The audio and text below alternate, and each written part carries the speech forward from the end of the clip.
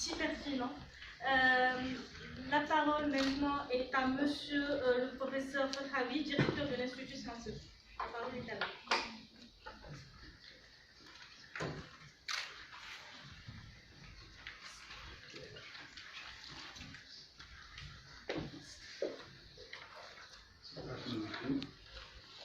Monsieur le représentant, monsieur le ministre, c'est le bonheur d'être le représentant, monsieur le président de l'université, monsieur le Titiani, directeur par intérim de l'Institut des études américaines, madame la directrice générale,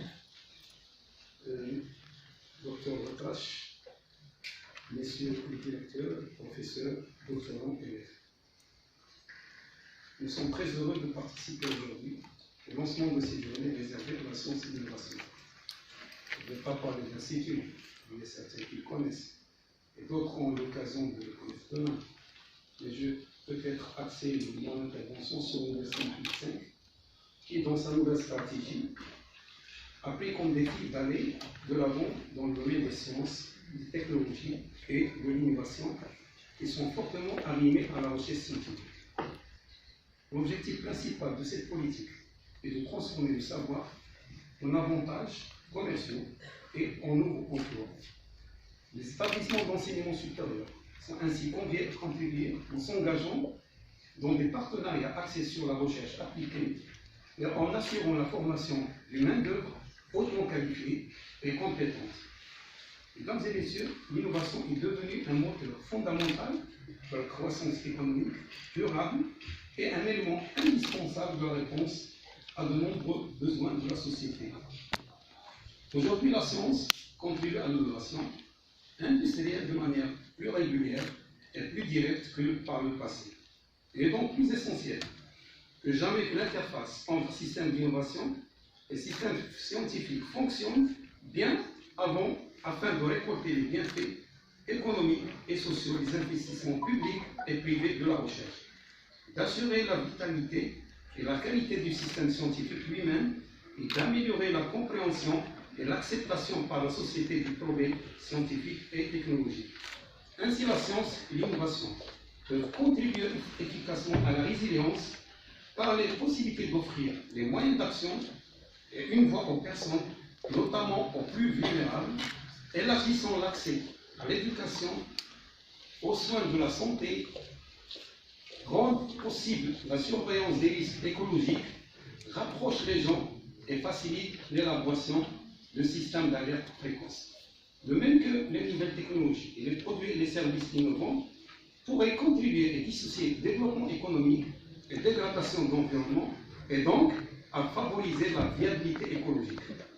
Ainsi, l'innovation et la technologie peuvent être au service du renforcement de la résilience des sociétés. Par ailleurs, bien qu'ils ne les considèrent pas systématiquement incompatibles, les chercheurs universitaires établissent une distinction nette entre la quête de la vérité de la recherche scientifique, que ce soit fondamentale et appliquée, de celle de profitabilité de la recherche et développement commercial et industriel. Dans les pays en développement, la science diffère sur trois grands rapports. Les informations et la technologie par le public sont plus limitées. Un grand nombre de pays en développement ont des scientifiques compétents, mais qui manquent de ressources et de soutien politique requis pour résoudre des problèmes complexes.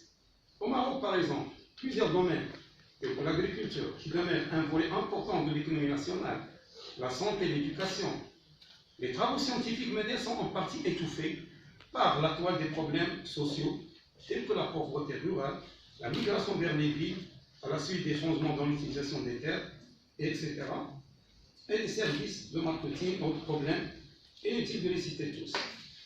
Un autre symptôme du fossé scientifique nord-sud, c'est la répartition inéquitable des profits qui rapportent les nouvelles technologies et les produits nouveaux à base de ressources phytogénétiques originaires des pays en développement. Comme l'exemple, accès et partage des avantages découlant de l'utilisation des ressources naturelles qu'on appelle APA pour les services écosystémiques.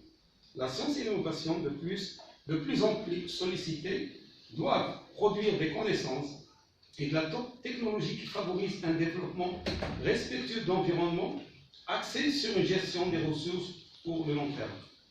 Il faut donc beaucoup plus d'attention à la capacité de la science d'améliorer les situations sociales et humaines de façon non matérielle, pour être un véritable moteur du développement durable, permettant par exemple de relever des défis liés à la pénurie d'énergie, aux catastrophes naturelles, aux déchets en plastique, permettant aux sciences, la technologie et l'innovation d'intégrer les plans nationaux de développement.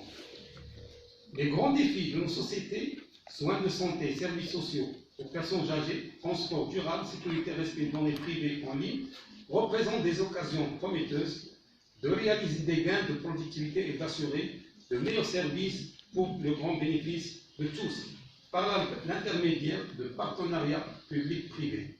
Ainsi, investir dans la science et l'innovation, c'est investir en Afrique.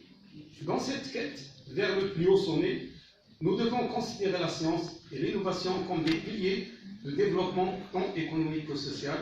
Nous sommes certains que la recherche et l'innovation constituent un pas et un défi important que nous aurons à relever et sur les solutions qui s'offrent pour nous, pour assurer la qualité de vie que nos citoyens et nos citoyennes méritent. Notre université, dans ses projections futures, doit assurer la pérennité du financement de la recherche, des centres d'innovation, transfert de technologie et autres. C'est un choix responsable et visionnaire que notre ministère doit renforcer et qui prévoit de façon innovante de créer des emplois, stimuler la collaboration nationale et internationale, de renforcer la recherche et de façonner à notre image l'Afrique du savoir. Et merci. Merci, Monsieur Foukhami, directeur de l'Institut scientifique, pour ce mot plein d'innovation et d'enthousiasme.